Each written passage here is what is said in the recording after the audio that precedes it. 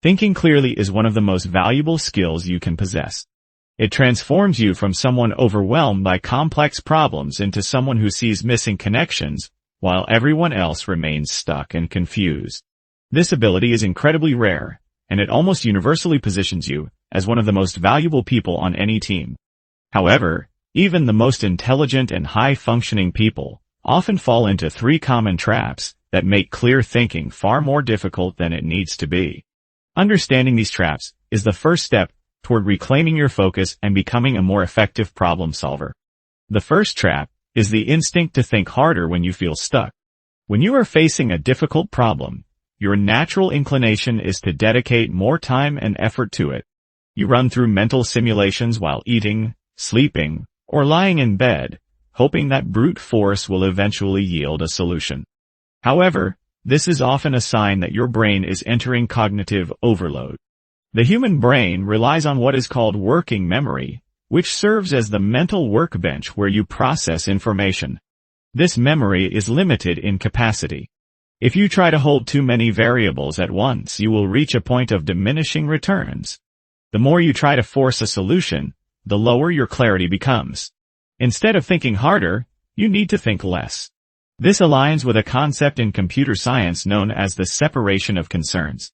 When you are dealing with a complex issue, it is highly inefficient to try to resolve every piece simultaneously.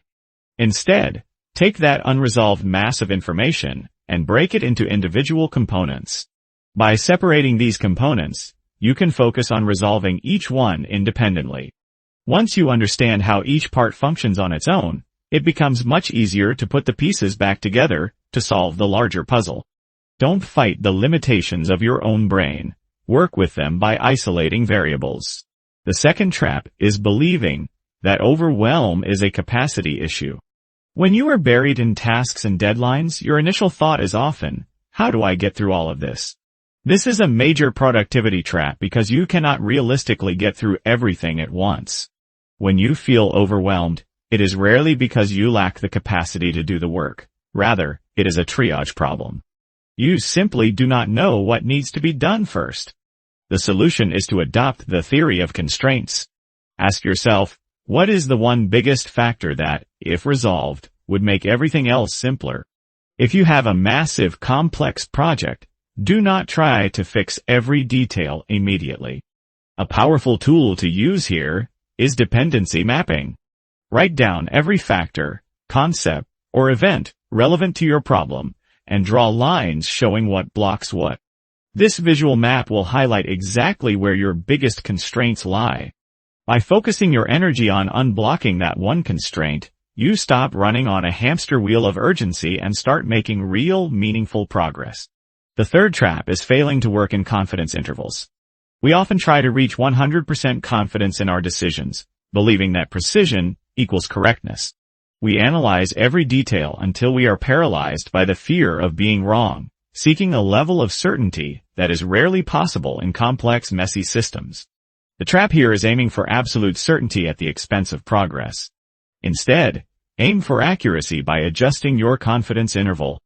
In statistics, you can be 95% confident in a narrow range, or 100% confident in a very wide range. When you apply this to real life, stop demanding a precise answer that you cannot guarantee. Instead, broaden your claim to a range that you are truly confident in. For example, rather than trying to predict the exact conversion rate of a marketing campaign, which is impossible to know with total certainty, determine a range that you are 99% confident in, such as 2% to 7%. If you are confident that the results will fall between these two figures, plan for that range. If performance is low, you pivot. If it is high, you scale. By doing this, you stop overcommitting to a specific, fragile outcome and start managing possibilities. Confidence is not about being right in a vacuum. It is about being accurate enough to move forward safely. To summarize, clear thinking is not about raw brainpower. It is about managing your cognitive limits and reframing your perspective. When you feel stuck, stop thinking harder and start separating your concerns. When you feel overwhelmed, stop questioning your capacity and start triaging your constraints. Finally, when you feel paralyzed by the need for certainty, Stop aiming for 100% confidence and start working with realistic, accurate intervals. By mastering these 3 shifts, you move from being confused to being the person in the room who can see the path forward. You become the person others rely on to simplify complexity. Start applying these strategies today, and you will find that thinking clearly is not just a talent, it is a skill that can be trained. Have a nice day!